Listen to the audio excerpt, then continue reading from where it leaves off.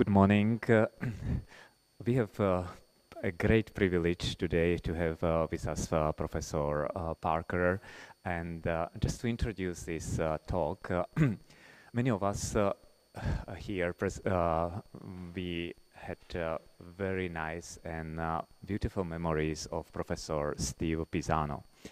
Steve Pisano was professor, rector, dean, superior, so he covered almost all the possible roles at the Pontifical Biblical Institute. And we remember him not only as a great administrator, but also as a very nice human being, as a good professor. And we are really grateful that every year we can remember what he had done for the Biblical Institute, and also that we are hoping that he's praying for us, all of us in heaven. So now I would like to pass the word to Professor Luca Pedroli, who will introduce our guest of honor. Thank you.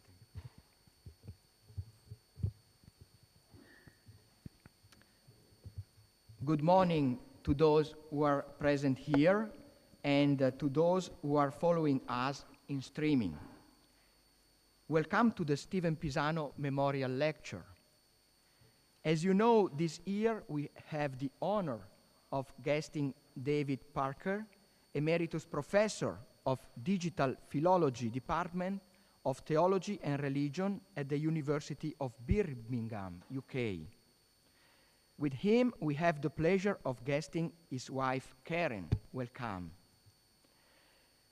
David Parker was a founder of the Institute for Textual Scholarship and Electronic Editing at the University of Birmingham, and is executive editor of the edition of John being made by the International Greek New Testament Project for the Novum Testamentum Graecum ECM, the Editio Critica Maior. He has been a partner in a number of projects developing digital tools and digital editions of manuscripts. His numerous publications include The Living Text of the Gospel, an introduction to the New Testament manuscripts and their texts, and Textual Scholarship and the Making of the New Testament. I have some copies here for those who would like to take a look. Thank you again, David, for being here today. It's with a great pleasure that we give you the floor. Welcome.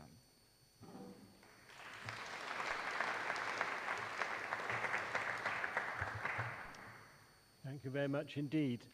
Am I audible to everybody? Can you hear me well? I think that's a yes. Yeah. A bit closer. Good. Yeah.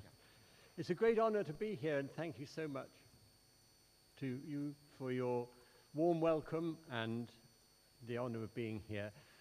It's a great honor as well to be able to speak about Stephen Pisano. I served with him when the committee for editing the Greek New Testament and the Nestle Aland was reformed, and he was a wonderful colleague on that committee. We spent a week together every year, and he was a very pleasant person to spend a week with, which helps a lot.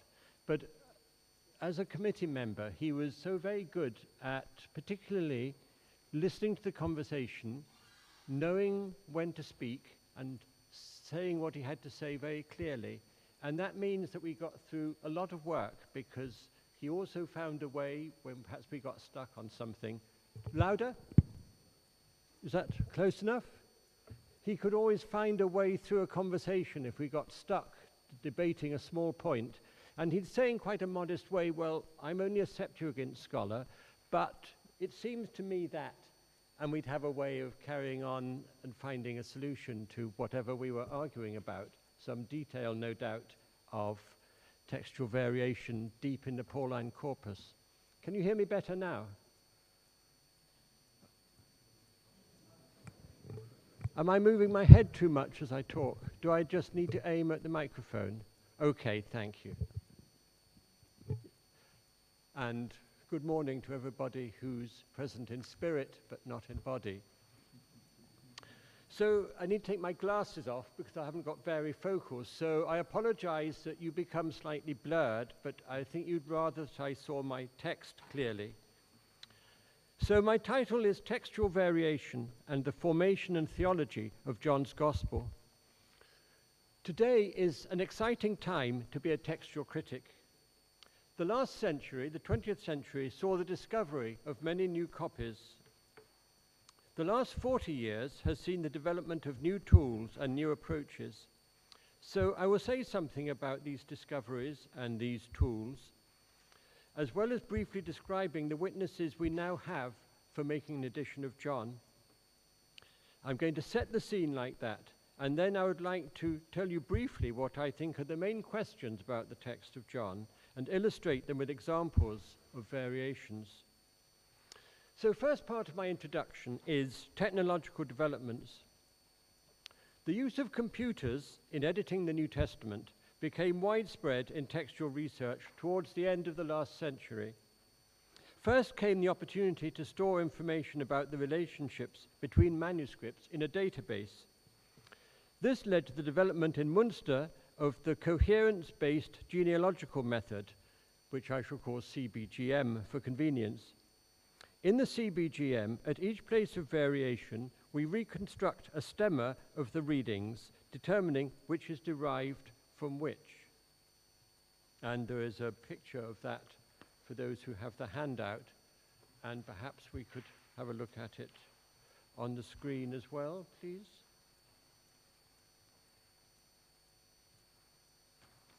So, yep, the local stemma. This is called a local stemma. You can see in color there's a blue circle. At the top, there is the evidence for the reading. It's in John 2:22.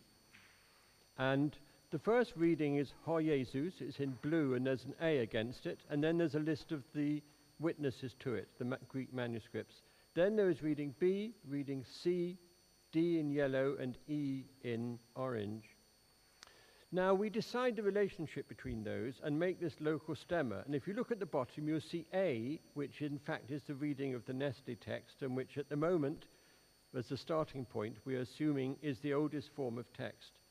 And B, C, and E, we decide, are all derived from A. That is, B is Jesus without the article in one manuscript. C, for some reason, somebody wrote Ho Kurios instead of Ho Jesus. And then in E, a group add autois before Ho Jesus. And then D is a witness reading just autois. So the conclusion is that D is derived from E because it's got autois, but not Ho Jesus. And the other ones come from it. So we have like a little family tree of relationships. Now, out of all these individual local global stemmata, we are able to evaluate the probability of our decision at each place by putting all the information into a global stemma. And the global stemma for the manuscripts of John, the left-hand side of it looks like that. So at the top, you've got the witness which is regarded as closest to the A reading, which is 03, Codex Vaticanus. And then there's a kind of flow, a descent of manuscripts as they are related to that form of text. So all this is based on percentages of relationship. If you look down the bottom, you will see that reading C is in red, 3/4 of the way down. One of the other readings is lost, I think, over on the other side. But reading E is in orange, and you can see that D, which we said was derived from E, is indeed in the overall textual flow in a witness which seems to come below from 826. Now, this corroborates something we know historically, because these orange manuscripts are a group I'll mention in a minute called Family 13, and we can study them and work out the form of text they came from. And 826, that manuscript in that orange circle, is the closest to the archetypal form of that family. So here we have a textual flow, and we can go back to individual places and work out how well we've made our decisions and see how our choices affect the overall reconstruction. Now, out of this, and this starts with a recognition in Munster, we've recognized that the old concept of text types, Alexandrian, Western, Byzantine, is unhelpful. For example, if we look at the Gospel of John and another table, which I won't show you now, we can see there are as many differences between Codex Sinaiticus and Codex Vaticanus, the two witnesses closest to the beginning of the tradition. There's many differences between them as there are between either of them and the late Byzantine witnesses. So we're saying that from the beginning, the tradition is as broad as it's long. So we don't have this idea of text types anymore. Now, the CBGM is not a miracle. It's not able to solve all our problems, but it's a brilliantly conceived tool which helps us to scrutinize the consistency of our own decisions and their results. It doesn't replace traditional philology, it enhances it by allowing us to be consistent. And crucially, it allows us to know when two manuscripts might agree in a reading, but if they're at different ends of the textual flow, that's coincidence. The same error is likely to have arisen sometimes twice, sometimes a dozen times in a complicated verse of John, because it was easy to miss out an article or something like that. This is one use of digital technology, but equally important are new tools and workflows for making editions. From the late 90s, the development of Peter Robinson's Collate program. Peter designed it to edit the Canterbury Tales by Geoffrey Chaucer, late medieval English poems. And we've used that, we've developed it into something called Collate X, and we can create fully digital editions in multiple outputs. We can make a print edition, we can make an online edition, and above all, we can achieve greater transparency. In a digital edition, users can see our decisions, but they can also see the steps we took to reach them. So it's more scientific, and they can follow those steps and decide how consistent we've been, look for places where we've made a misstep. Databases also allow us to select the witnesses for our edition on the basis of full sets of data. In the past, manuscripts were chosen for editions because usually they were in well-known libraries. If you look at the lists of its manuscripts, it starts in the Vatican and Oxford, Cambridge, big collections, and people got to know them, and then they look at a manuscript and say, oh, that's an interesting reading, I'm going to put that in my edition. That is quite subjective. Now, in the Text and Textvert series, we can analyze manuscripts book by book in sets of test passages, and the manuscripts with the highest degree of variation from the majority text get selected, the top 80%, the top 20%, and you can eliminate 80%. So we know from the database how much each witness agrees with the Nessie-Allant text, the majority text, and with every other manuscript. So we can be much more systematic.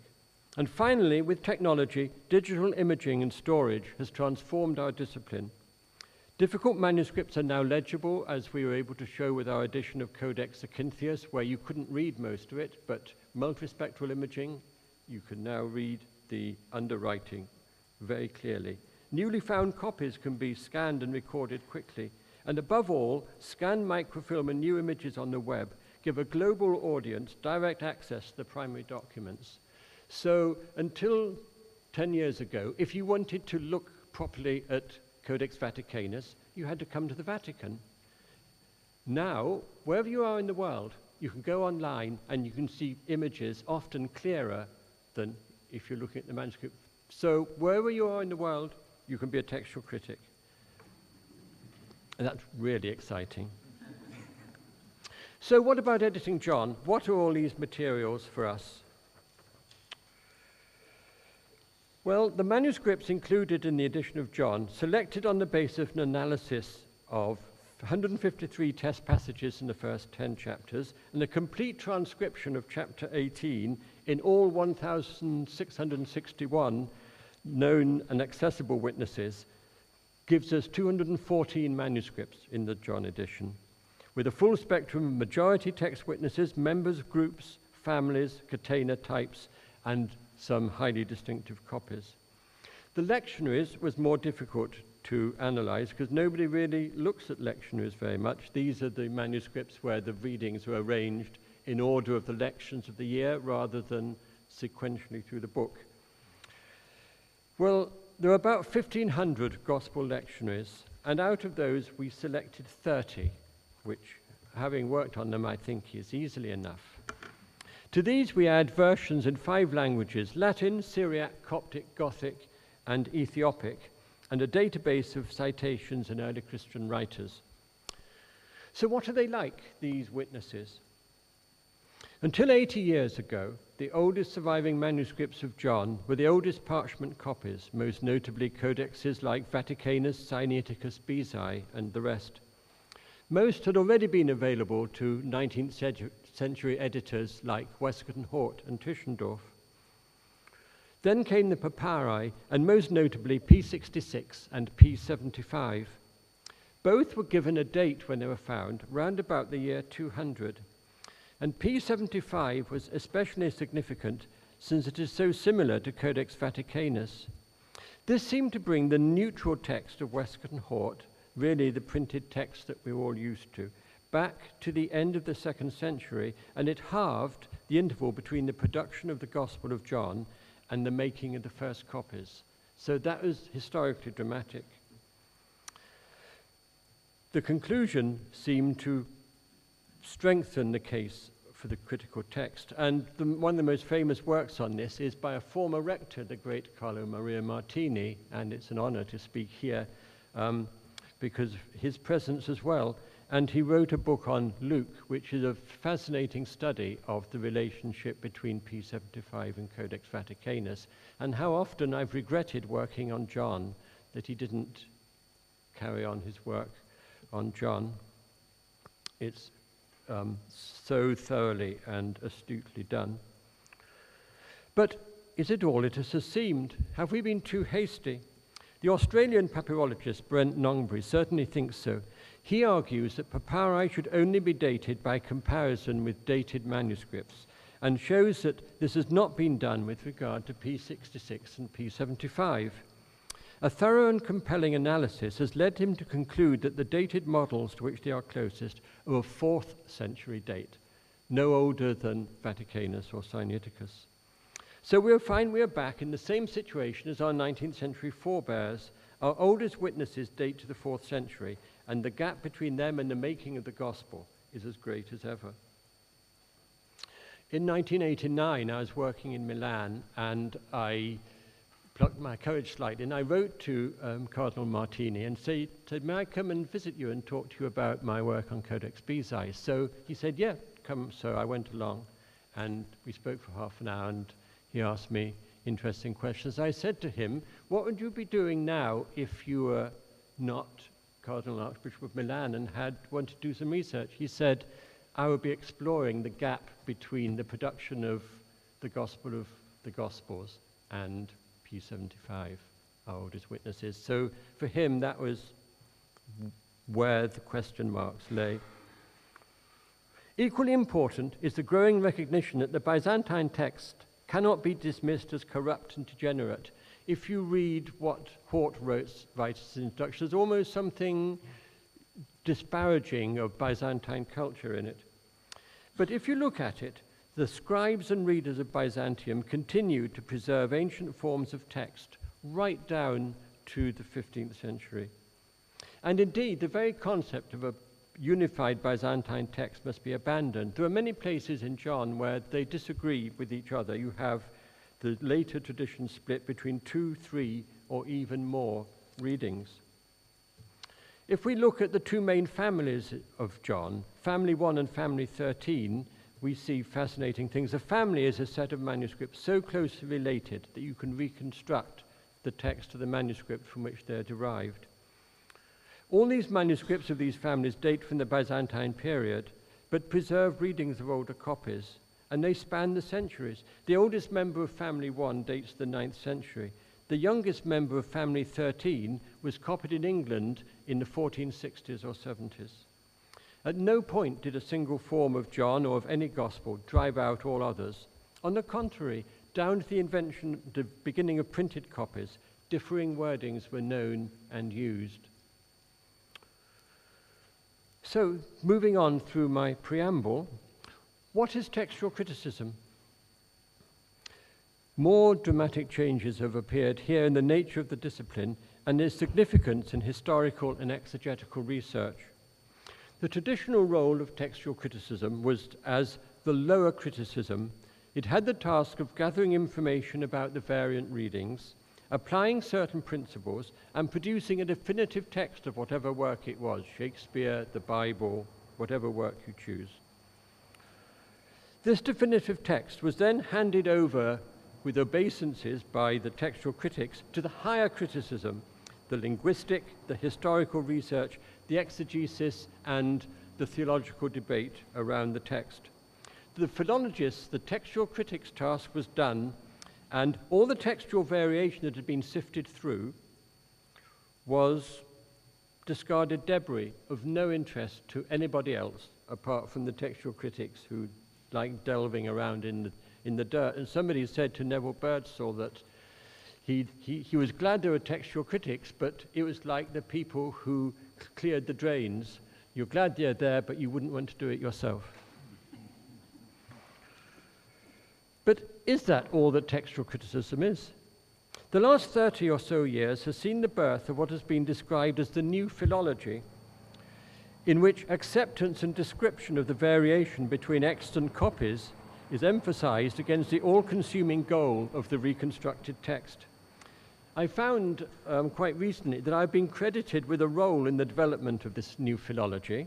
I didn't ever think there was a thing called new philology until I read about it, but so there is. Partly on the basis of my book, The Living Text of the Gospels, and partly because of my later work, both theoretical and in making editions of manuscripts. At this point, when I read the paper to my colleagues in Birmingham, I talked about a number of things, but they said, no, David, just talk about yourself. So with apologies for other people who've been interested in that, I'm going to talk about my theories for a little bit. So, in the living text of the Gospels, I explored a number of passages to illustrate the argument that, and I quote myself, the sum total of all that we have received from the tradition, written and oral, is a part of the way in which we build up our interpretations.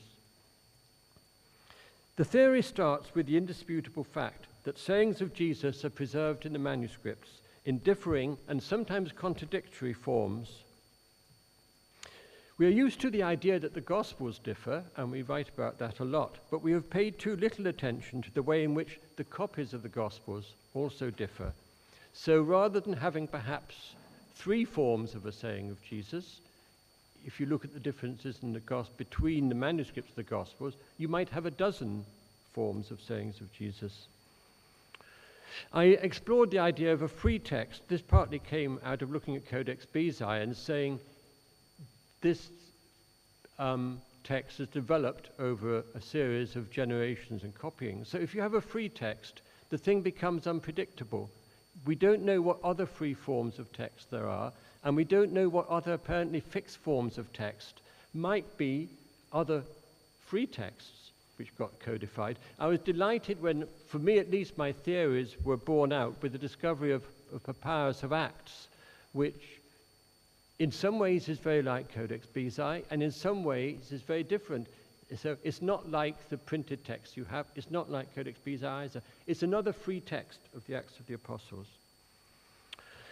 So these differences, turning back to the Gospels, I argue, reveal that to those who first passed on the tradition, it was more important to preserve what they believed to be the meaning of Jesus' words than the verbatim reproduction. If you like, they were interested in the spirit of the sayings of Jesus more than the letter, to borrow an obviously Pauline phrase. So you could look at it differently and say the debate about the meaning of sayings of Jesus was reflected actually in the copying of the wording of the sayings of Jesus rather than put in a separate place of commentary. This led to some people saying, David Parker doesn't say that there is an original text, and that may be so. These developments lead me to suggest that the purpose of making a critical edition, so this is coming back from there, so if you have these theories and then you start editing John, you have to say, what are you doing? You're suddenly trying to create a fixed text of John when you say that the text is free. Well, what are we doing making a critical edition of John? We're putting into order the various wordings in which the text existed during its life as a handwritten work, and we're illustrating the relationship between them. The critical text is necessary to this as an ordering principle. If you like, it's the pegs on which you can hang the variant readings. But the variant readings hanging from the pegs don't lose their interest. In fact, they're some ways more interesting than the pegs, aren't they? I wouldn't say that everybody editing the Editio Critica Maior would agree with me on that, but this is how I come to my work. So, one final preliminary point. The task of the critical edition, certainly in the case of the New Testament, maybe of every edition, is to attempt to establish the form of text from which all the surviving copies are most probably derived. And we call this, in the Editio Critica Maior, the initial text. The Ausgangstext is what the Münster Institute coined the term. Now, the initial text is not the authorial text. It's the oldest form of text we can reconstruct using certain principles. And as a textual critic, we cannot determine any relationship of this initial text to an authorial text. There's the gap that Cardinal Martini spoke about, that he wanted to explore. And that's one of the things I'd like you to bear in mind as I carry on looking at examples from John. So to lay my cards on the table, before I talk specifically about the text of John, what do I think about the origins of the gospel itself? When was it written? Well, in my view, I would offer the observation that it intentionally offers clues telling us that Matthew, Mark, and Luke should be taken as the basis on which this telling is fashioned. We're given little hints that the evangelist knows these gospels. So, it's produced after those three. When? Well, a date into the 2nd century is perfectly plausible. I don't see how on that basis you can make any very firm decision. So what sort of process, secondly, led to its formation? Is there an Aramaic source? Are the signs derived from a separate source? What passages are better ascribed to what the English translation of Bultmann's commentary calls an ecclesiastical redactor, and what to the evangelist? And is this redactor to be credited with the rearrangement of the text into its current apparent disorder? These are the sorts of questions that I think should be in our minds as we explore the variation in our extant manuscripts. But we must be careful about that framework in one respect. The theories of a sign source, of a redactor, can still be said to be a form of the authorial principle. That is, the attribution of the development of a work, here to several controlling figures rather than one. But we need to keep in our minds, are we projecting onto early Christianity a kind of authorial fallacy of this all-powerful, creative, controlling figure? Could we think of a more piecemeal process in which a number of people made attempts to order a body of material that in some way and for some reason was not in a satisfactory form? Does the textual variation, which we may see by looking at the manuscripts, provide parallels to the changes that took place in the formation of the gospel, which we may deduce but cannot see? How far may they even provide a continuum with that variation? Turning from the questions to some examples. And first of all, I'd like to talk about the ordering of the sections. And here we're going to get closer to the handout with lists of cross-references.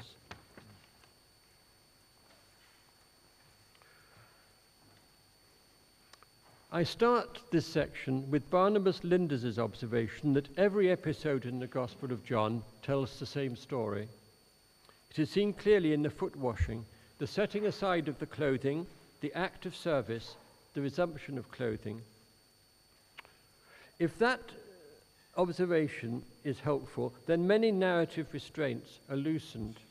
Apart from a few requirements, principally at the beginning and the end, and sometimes in the middle, it may not matter very much in what order the sections in between are placed. There are very few examples of any of our excellent witnesses having a different order from others. I can only disappoint you there. The evidence is more circumstantial than that. So I take the example of chapter 6, where the question of order is most pressing. The reason lies in the narrative of lake crossings. This is never clearer than in verses 22 to 25, culminating in the question, how did you get here?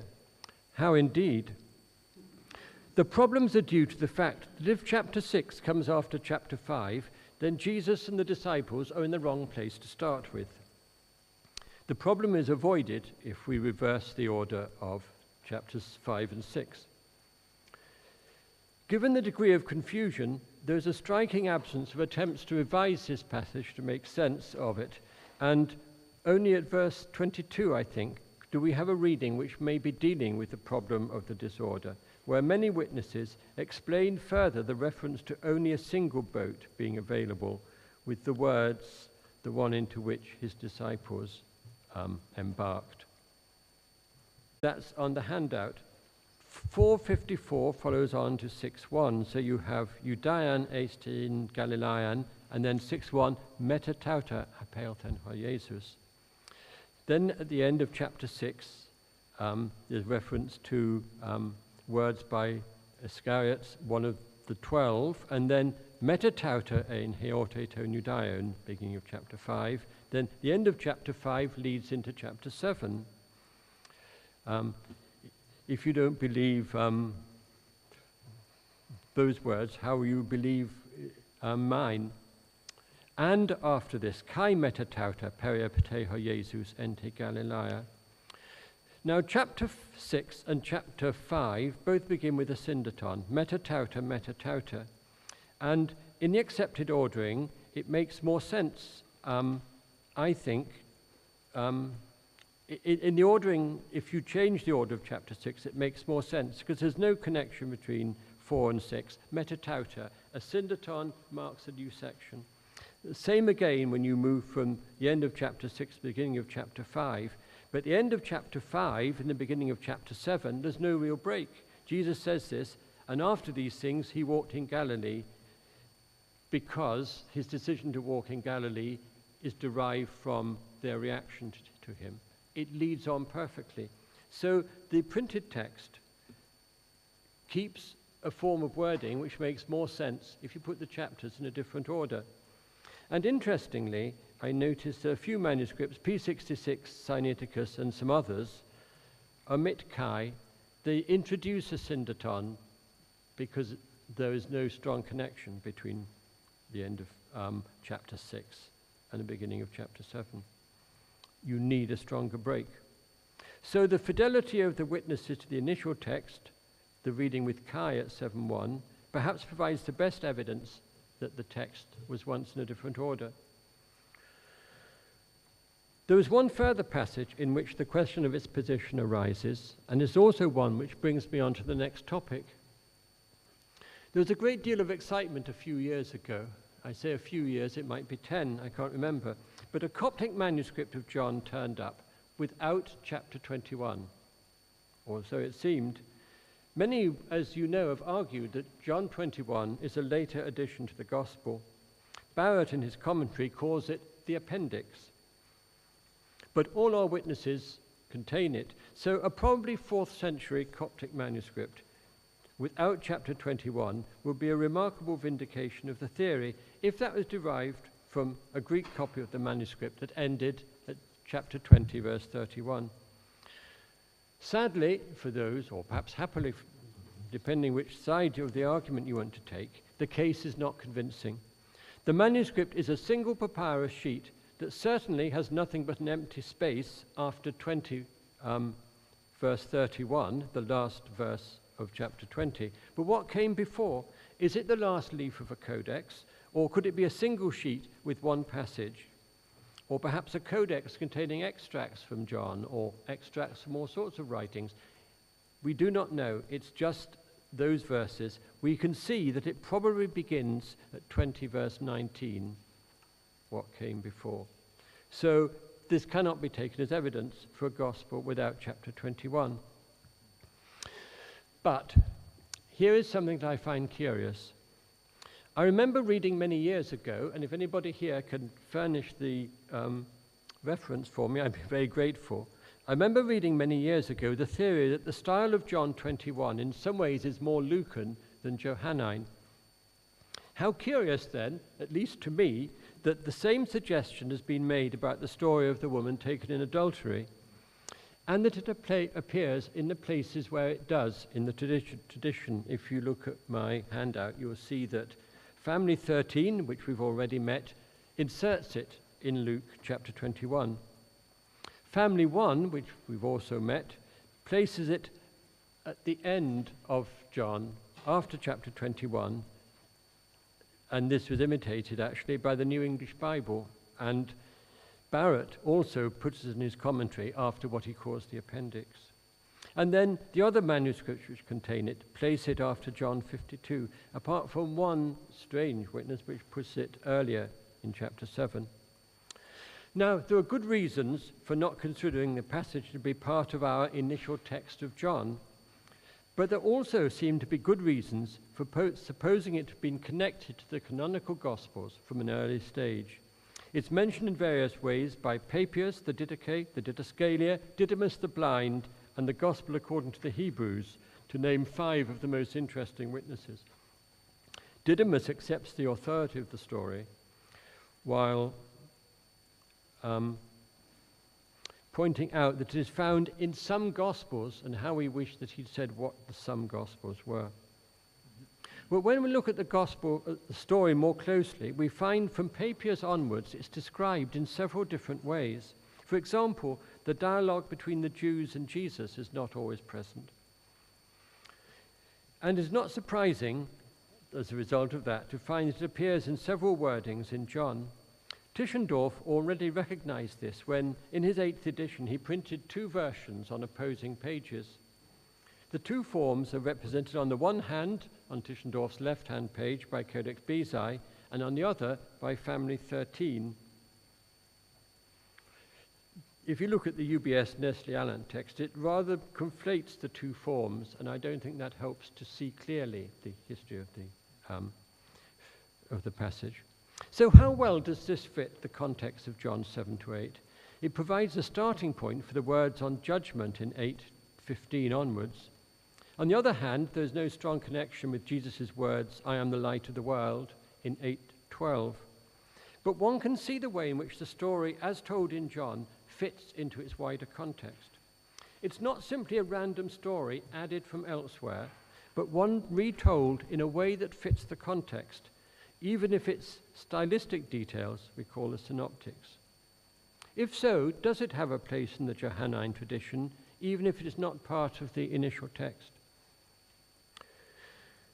This variation is unique in that it consists of an entire episode. For the most part, we are dealing with very short changes seeking to clarify the text. Such passages may attest to early problems in transmission, not least since several come at the beginning of an episode, so I move on to some more examples of what happens. Chapter 2, verse 3. Most witnesses say the wine gave out. The Jerusalem Bible says they ran out of wine, but the Greek is ambiguous. You could even translate as wine being lacking. It doesn't explain properly why there is no wine. Now, the punchline is when the president of the feast says, you have kept the best wine until now. So there must have been wine at the beginning. As a result, Codex Sinaiticus rescues the situation with the phrase, they had no wine because the wine for the wedding had been used up. So it makes the story work. The story works fine if you know it already, but if you don't know it, you lose the punchline. The similar thing happens in chapter 5 with the longer edition, which appears in a number of forms. I've written it down as clearly as I can. This is example 5. And my study of the material suggests to me that there are several separate explanations at the beginning of this passage to explain problems with it that were later merged. The first simply reads, awaiting the troubling of the water, the movement of the water. This version is found just in Codex Bezae and the supplement to the Freer Gospels, two important early witnesses. The other editions are found indirectly as separate editions because there are in witnesses that have these words and some or all of them. The second edition explains how the water was troubled, perhaps with a brief wording, for the angel of the Lord coming down troubled the water. A longer version is found in the Hakluyt Syriac and the Ethiopic. The angel of the Lord at the due season came down, washed in the pool and troubled the water. Finally, we have a reworking of this with a further clarification that explains the main problem with the story as originally told, that the man cannot reach the pool in time, and the words are, whoever gets there first after the troubling of the water was healed, as so only one person at a time could be healed. So the development of these explanations is interesting in several ways. First of all, it provides a vivid commentary on the difficulties experienced by early readers, ones which we share. At the same time, the temptation, if that's the right word, to add explanations seems to have grown rather slowly, and the hardest problem is addressed last. So the story, I suggest, makes sense without the additions if you know it already and can fill in the gaps. It's a story that somebody might know, and you wouldn't ask the question, why can't he get to the water? What's the problem? Until you've heard it for the first time, and then you need to change it. Other additions intended to clarify the story are 750, which cross-references Nicodemus' earlier meeting with Jesus. This is in item 6 on the handout. 10:13, dealing with an awkwardly constructed sentence. 11:17, clarifying where Jesus is. 14:1, telling us who Jesus is speaking to. 20:16, an interesting one, Jesus' instruction to Mary not to touch him seems to require her trying to do so, and that's added in. In a particular category linked to this are synoptic highlightings. At 8:59, some witnesses add Luke 4:30 to emphasize the parallel between the two stories. At 18:11, some quote Matthew 26:52, those who take the sword shall die by the sword, the story of the high priest's servant.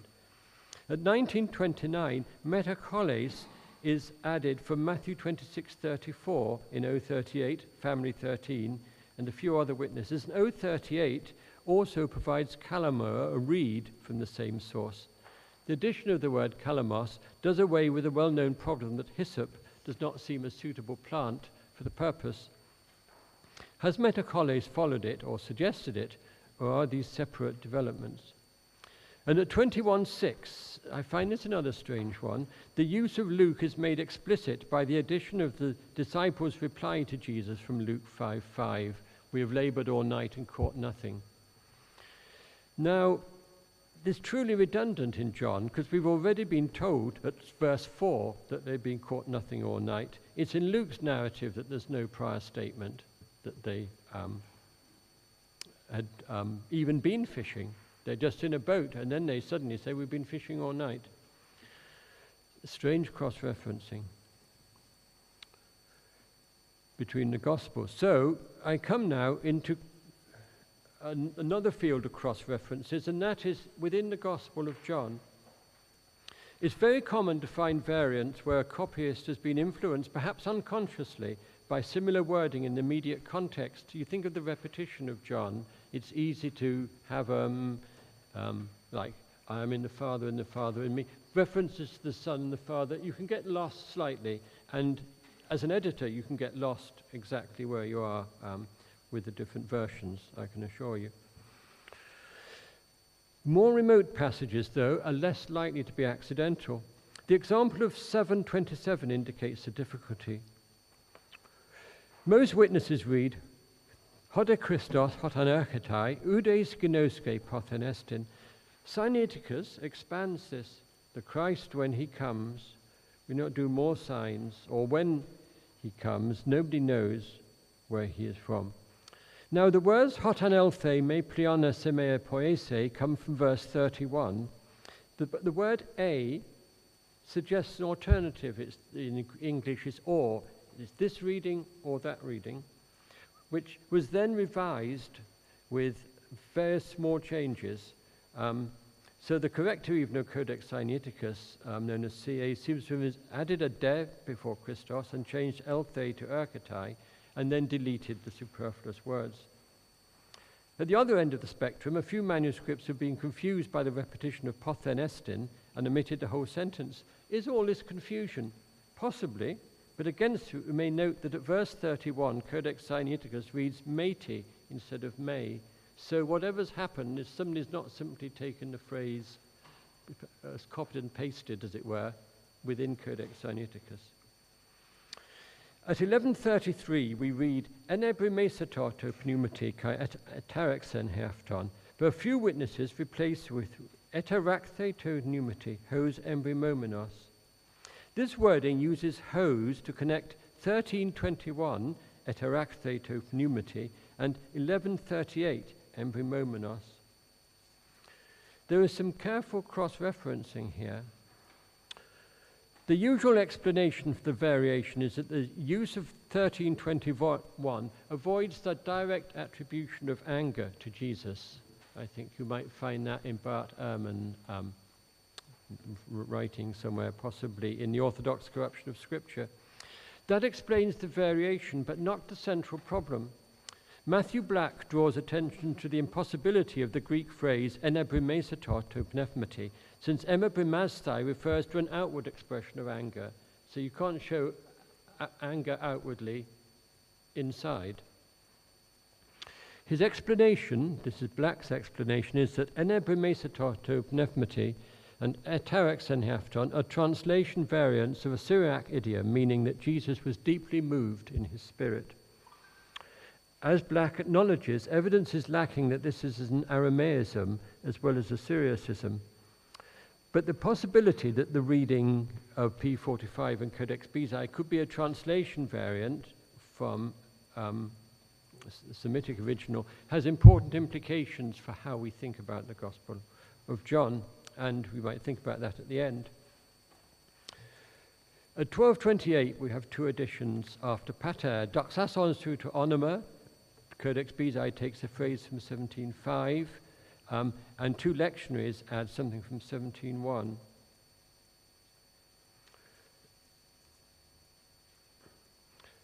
I will move on a little bit to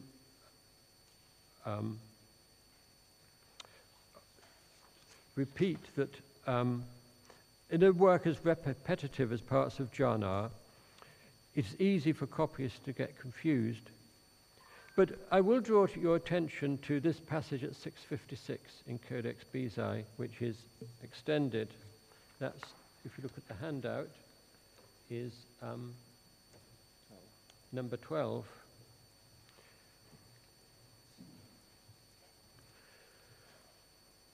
So again, we may be looking at two stages of development. The first clause extends the statement enemoi mene kagoen auto to include the Father in a very convincing piece of Johannine imitation. The second statement has been characterized as a Western addition intended to make the Eucharistic reference more explicit, if you agree that there is, of course, a Eucharistic reference here. But Codex Bezae has already brought things in. Synoptic allusions, labete, tosoma, already from Matthew and Mark. And is it tying different strands together? There's a direct recollection of verse 30, I am the bread of life, as well as other allusions, including 10:38, the Father in me and I in the Father, and the repetition of to huiou to anthropou from verse 53. Is there even a hint of 13:8, unless I wash you, you have no part of me? Is the whole thing a warning against partaking unworthily, as you have already in the Didache 10? If anybody is holy, let them come. If not, let them repent. But I come now to one of the most interesting additions to the initial text, one that you will find, I think, in every printed edition. At the end of chapter 9, I'm always struck by this story. Jesus is absent nearly through the whole story of this man born blind. He takes part at the beginning of the healing, he tells him what to do, and then the story unfolds with the man's experiences, but without the figure of Jesus. The man goes through his rejections until finally he's left alone. Only then, nearly 30 verses later, does Jesus reappear. In terms of the number of words, it is his most lasting absence in any of the four Gospels, slightly longer even than the interval between his death and Mary seeing him in the garden in chapter 21. Chapter 20, I mean. So what happens when Jesus reappears may have particular weight. He asks him whether he believes in the Son of Man. The man then asks who this person might be, and Jesus discloses himself. According to most of the tradition, we then have the following words. He said, "I believe, Lord," and worshipped him. And Jesus said. But they are absent from P75, 01, and 032, and there are good grounds, which I would like to tell you about, but won't, that they are secondary. Let me draw the main point, though. Are there reasons for somebody preferring to round this strange story off with a grand statement, a statement of faith, so that the man is not left alone, but received into a new community? How does this change the story? At no point in the narrative are we being given any hint as to the man's feelings or his opinions. He is a passenger in the story, really. Our attention is drawn to his external life and his increasing isolation. For this bleak presentation to receive a happy ending is unexpected. For it to move straight into Jesus' discourse, beginning with the words, "to judgment," is more compelling. So I suggest, and you can see the wording there, of how it originally read, without any statement of faith.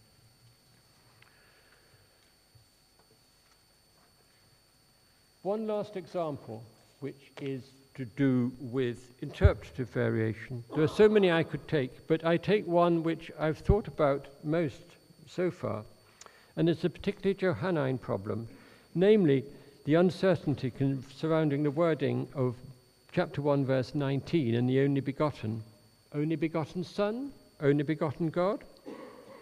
For me, the starting point of the debate is at chapter 5, verse 44, where the majority of witnesses read, "Tein para tu monu theou."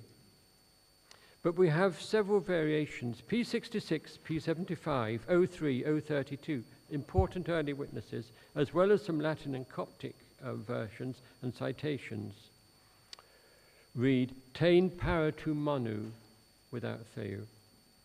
And then 022, important early manuscript, and a later manuscript, read, "Tein para tu monogonous theou," giving you a cross-reference to 119.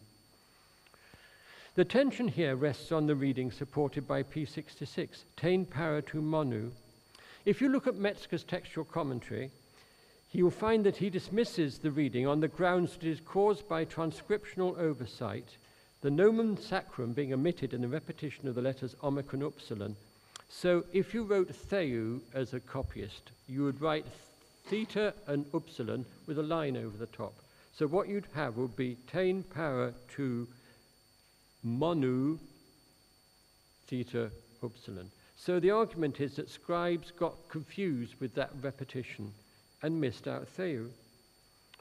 But if that were the case, it would seem strange that the only Greek manuscripts to make this error of omission were those with the initial text as their most likely ancestor.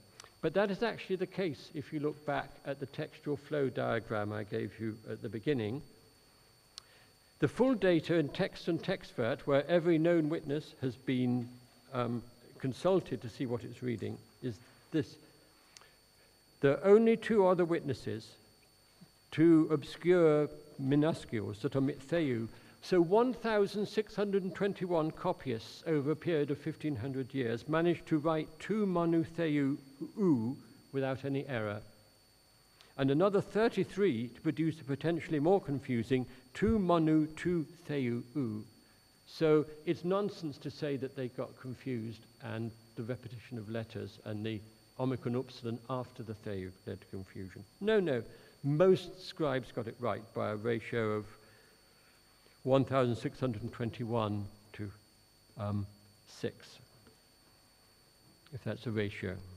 You tell me what the ratio is at the end, please. So it cannot be an argument from error. Rather, we should suppose that a somewhat elliptic reference to the one has been clarified by the obvious supplement. The meaning of the reading ten para tu manu is not difficult. The comparison is between glory received from one another and glory received from the single source. One might understand this even if you add theou, but you don't need theou to understand the meaning. If we accept manu as preferable, then we begin to find a way into understanding the variation back in chapter 1. The usual variation is the choice between God and Son, the only begotten God, the only begotten Son. The arguments in favor of only begotten God as the harder reading have been widely discussed, and I won't repeat them. If the choice is only between these two readings, then the arguments advanced in favor of theos are supported by the textual flow. Support for huios shows it to be secondary. If this were the only possibility, then theos would stand. But there is a third possibility for which we have patristic testimony, the reading monogenes without either theos or huios, as it has already appeared without variation in verse 14. Now, the evidence from the patristic tradition divides into three categories, and you can't expect the writers to support one of them. So some writers support two or even three of these. First, some of them support the reading monogenes without anything added. And these are citations in John Chrysostom, Origen, Cyril of Jerusalem, and some other writings, along with some Latin and Syriac writers. The second category is of writers who sometimes use theos, sometimes use huios. Basil of Caesarea, Irenaeus at the very beginning of the tradition, Chrysostom, Clement of Alexandria, Cyril of Alexandria, Didymus, Eusebius of Caesarea, Gregory of Nyssa. Thirdly, and I find this the most interesting category in a way, the phrase is also cited with other substantives than theos or huios. Three writers supply logos, the monogenes logos: Clement of Alexandria, Cyril of Alexandria, and Procopius of Gaza. Chrysostom supplies pais, homogenes pais. Hold that in your mind for a moment. But also significant for the current arguments is evidence of the three writers, provide a hint of 544 in their use of 118. Cyril of Jerusalem writes homogenes demonos. Didymus the blind concludes a longer use of the verse with kai monos autos este monogenes. Finally, Athanasius concludes a point with dia tutor gar kai monogenes este, kai monos entos kolpois tu patros este. The argument is, if we take the small number of citations without any noun, along with the writers who easily cite either, and those who supply other glosses on monogenes, the most logical explanation is that monogenes was also written without an explanatory noun. Having reached this conclusion on my own, it's one of those nice occasions, I suddenly realized I was not the first. Semler proposed it as the preferable text back in 1766.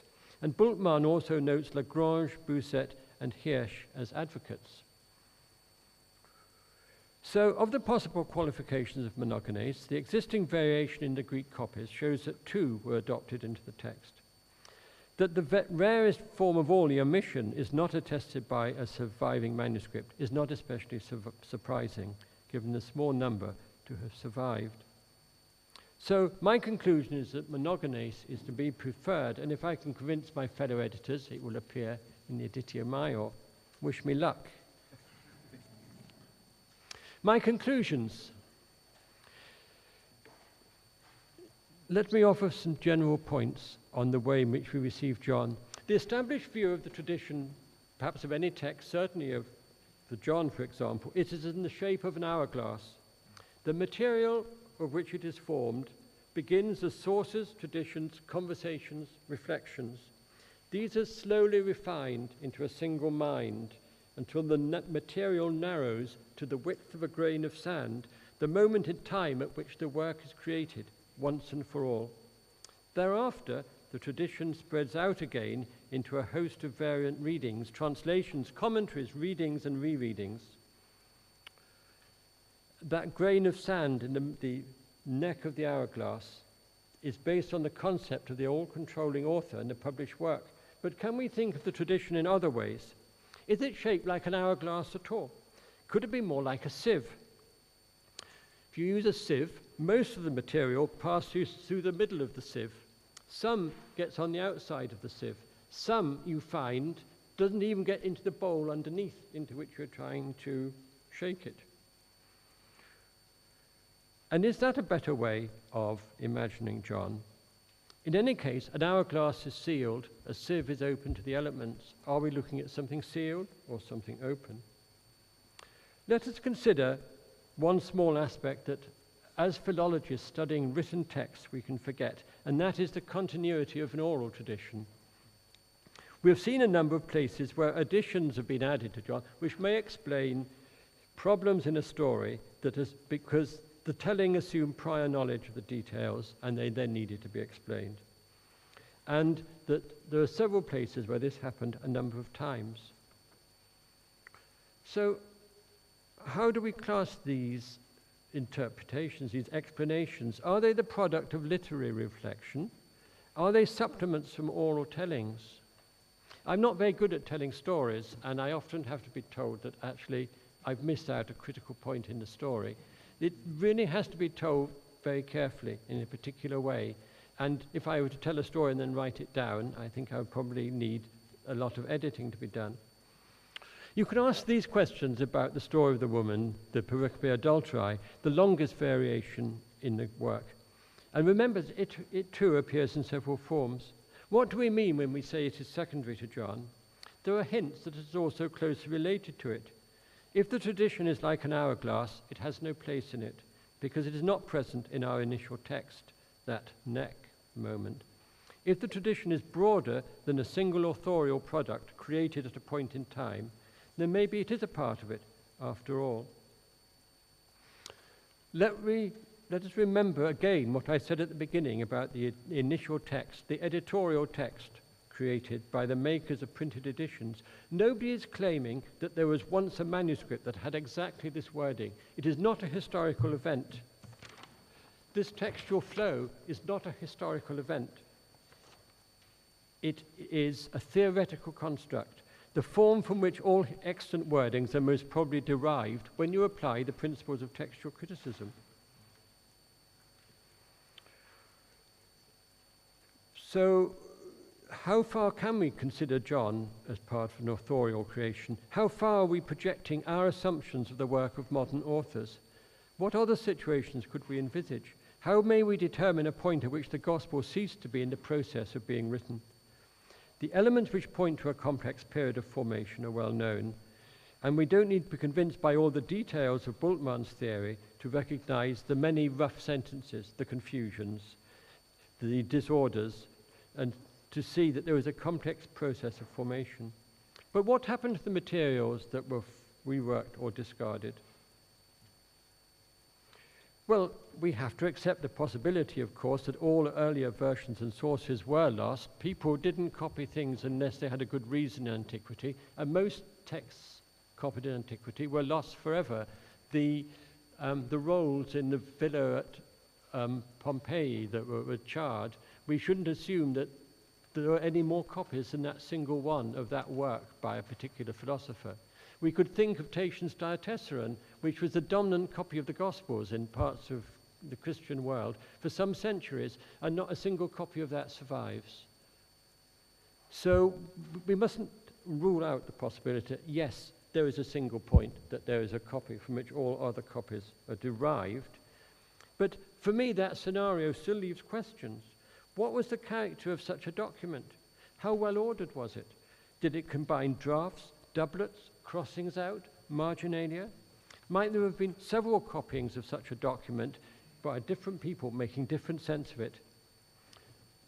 Might there have been several drafts of equal status? Do they together qualify as a single copy?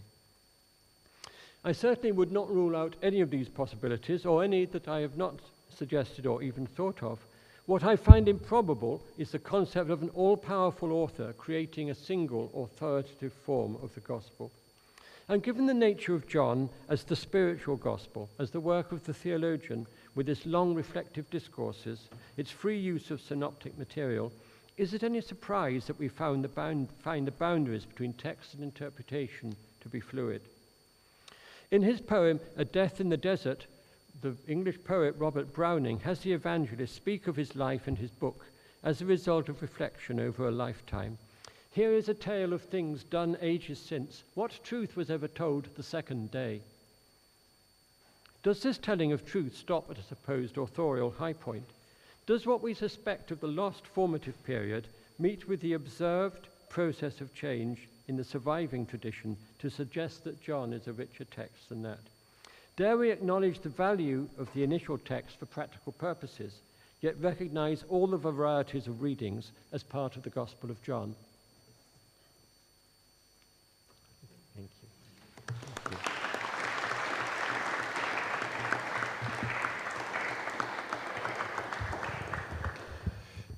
Thank you, Professor Parker, for this excellent paper, very stimulating for our reflection on the gospel and its traditions.